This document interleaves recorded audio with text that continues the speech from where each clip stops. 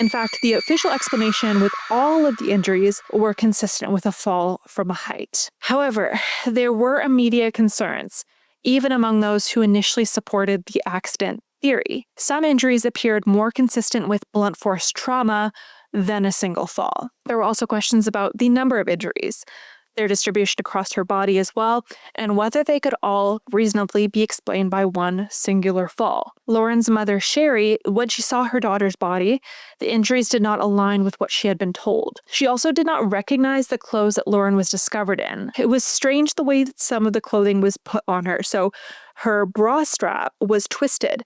And most of the time, if you wear a bra, you would know this. If your strap is twisted, it gets uncomfortable. You kind of want to straighten it out.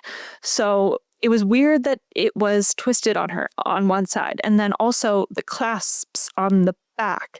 There's 3 hooks and one on the top was hooked, but the rest were just open, which is also strange and not usually something that someone does when they're putting on a bra. It almost looks like someone had put clothes on her, which is strange, but could not be confirmed or denied.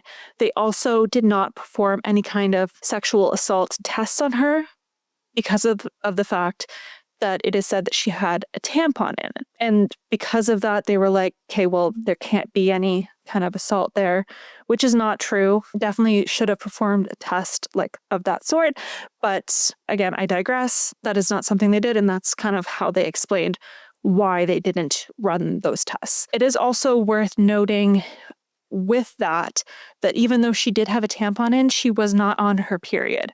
So people theorize that maybe someone who put her clothes on also might have done that as well. All a theory though. So this fall does not explain, or it doesn't automatically explain rather, the facial injuries on multiple places, the trauma inconsistent with tumbling, or the absence of injuries typically seen in cliff falls. Once again, this does not prove murder or foul play, but it does demand scrutiny. Now, the autopsy concluded that Lauren's cause of death was drowning, with blood force trauma listed as a contributing factor from the fall.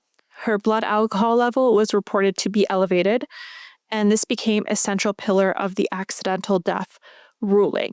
The implication was clear, though. Lauren was intoxicated. She lost her footing, she fell, she drowned. But there were problems with this narrative.